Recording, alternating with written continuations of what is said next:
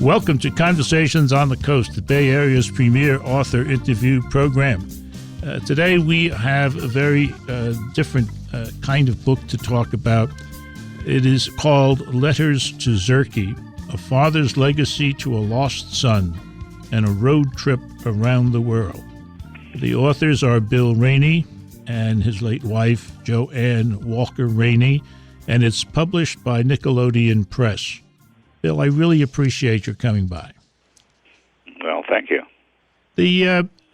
I find this book in a way to be quite beautiful, and it tells a rather unlikely story. It's April. It begins in April 1967, runs through May 1968. Bill and Joanne Raney did what so many people, I would think at that time, were longing to do, maybe always longing to do. You know, pack it up, take off for a trip somewhere. In your case, it was Eurasia. And you do this, though, and this is where it gets terribly unlikely. Just a few months after adopting an infant son, whom you guys called Zerky, his real name, Eric Xerxes Raney. And the three of them, plus a miniature dachshund by the name of Tarzan, take off. Now, that's a very unlikely scenario, I think, isn't it? Well, it is, but there's one thing that you didn't point out. Okay. And that is that when we took off, we had, because Joanne had owned a small movie theater in San Francisco and had sold it, we had a little bit of money.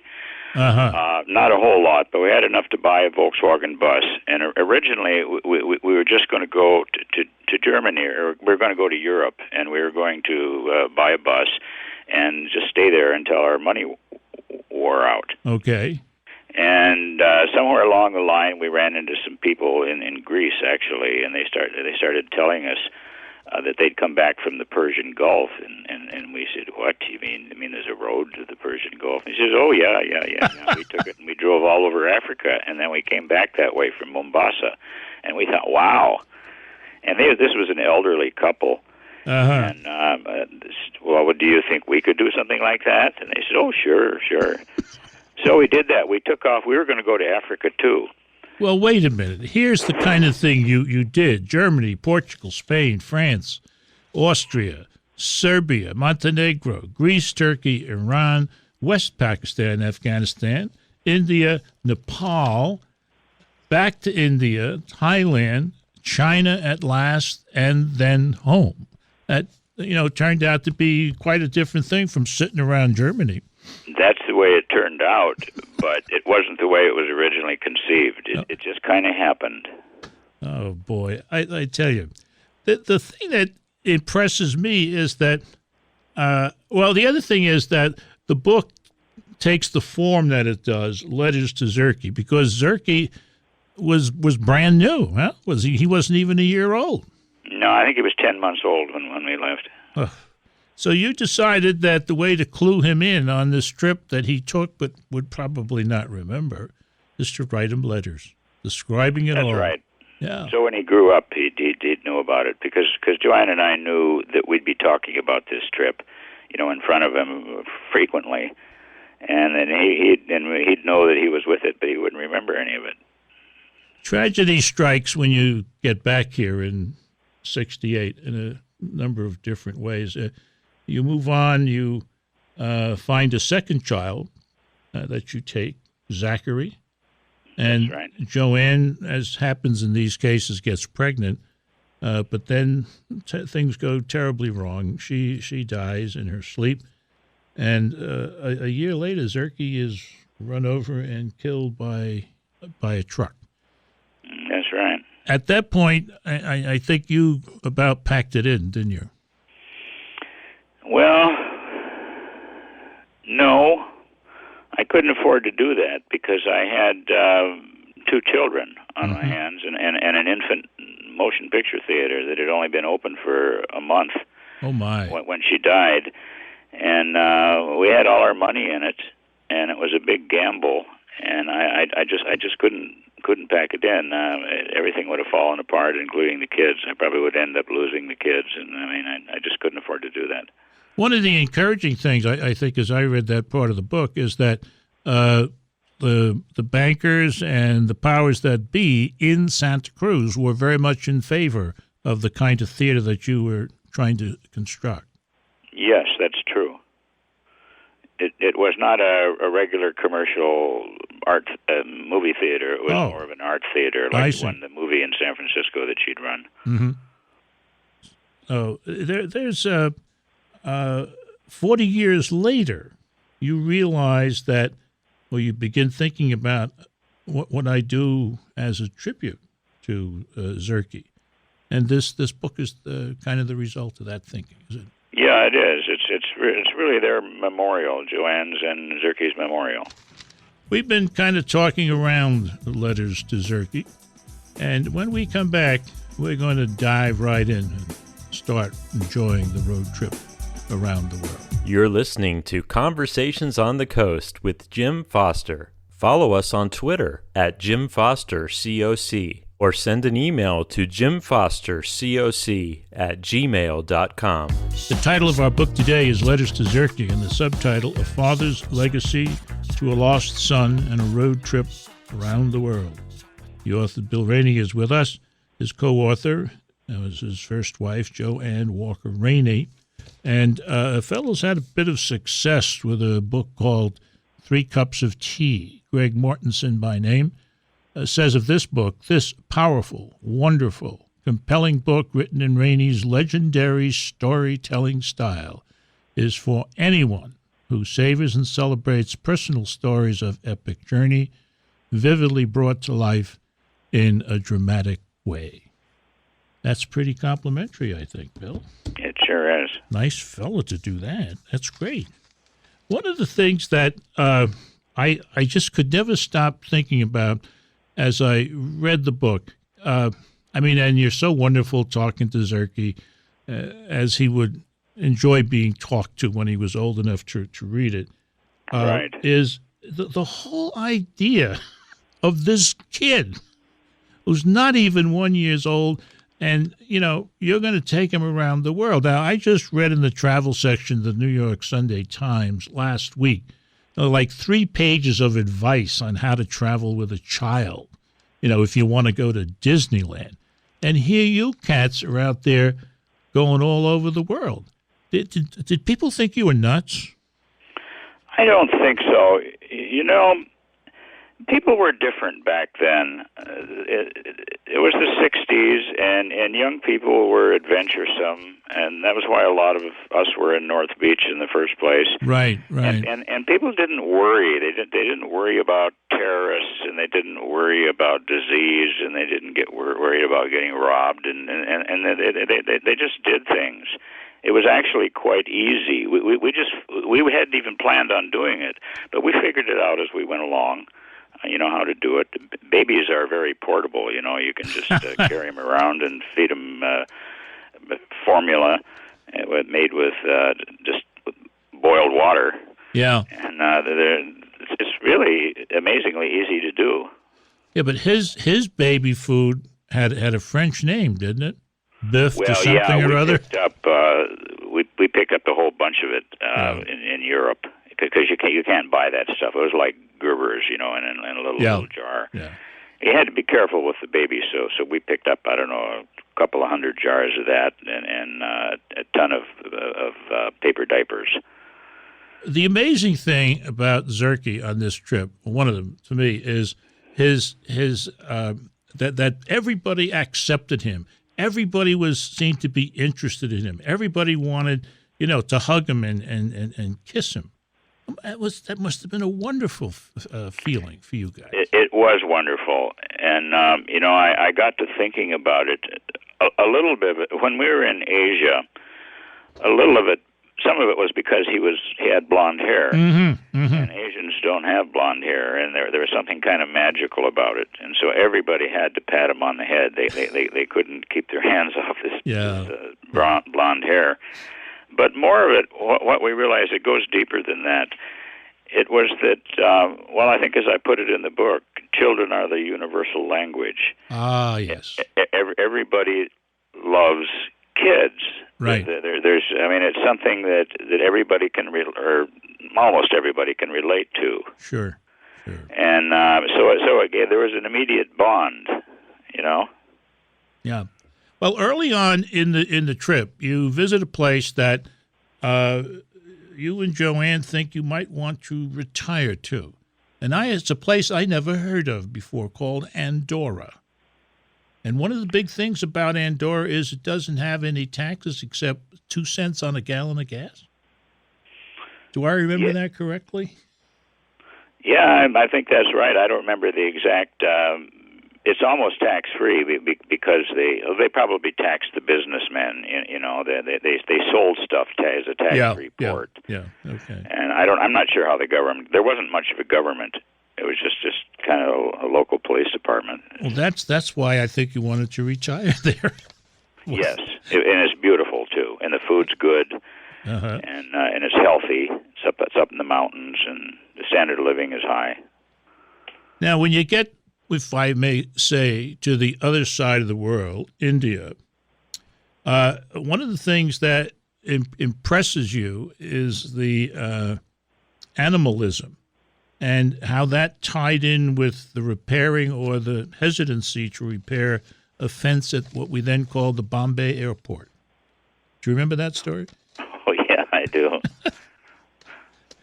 Share that.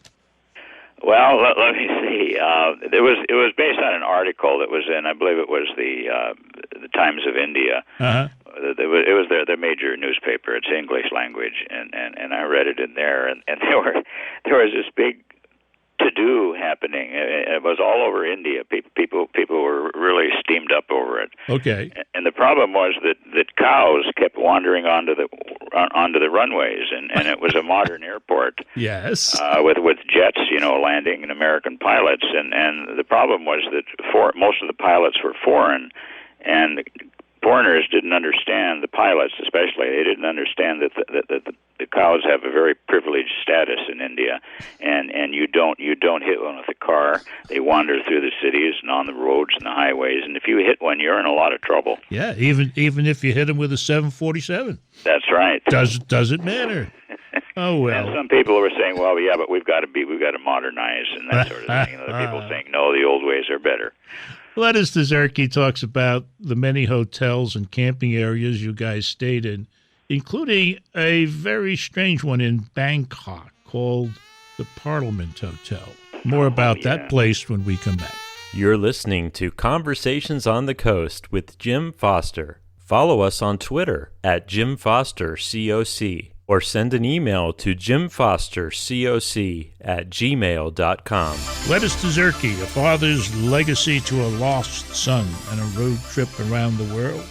The author Bill Raney is with us. The book is published by Nickelodeon Press.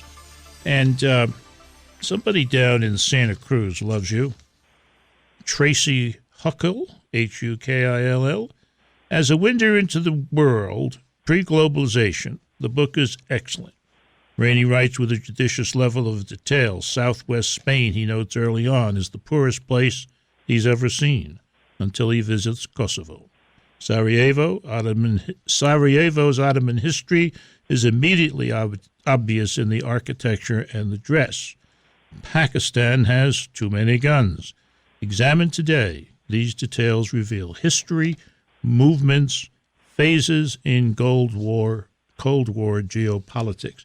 Now, what that says to me, and I think this is so true about this book, this is not a travel book.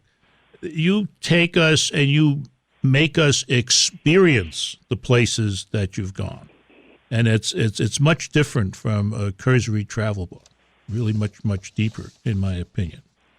It's a portrait of grief that Letters to Zerky truly excels. In July 1969, about a year after their return to California and a month after the opening of the Nickelodeon Theater, Joanne died, and she was 8 months pregnant. Raney sleepwalks through the next year. How do you handle the death of a spouse, he asks. I can only speak for myself, but I think you don't handle it. It handles you. The book also gives readers a gently persistent message not to wait, not to squander, not to miss anything. I think it does all that and more, Bill. I really do. Let's get back to one of the places you stopped, Bangkok. Right. And you stayed at a place called the Parliament Hotel. Yes, that's true. And it was kind of a different place from all the places you stopped on this trip. What was different about it?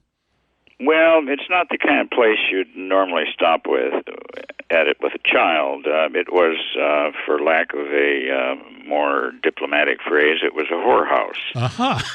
And it was there. Bill Raney, the guy who takes his kid to a whorehouse.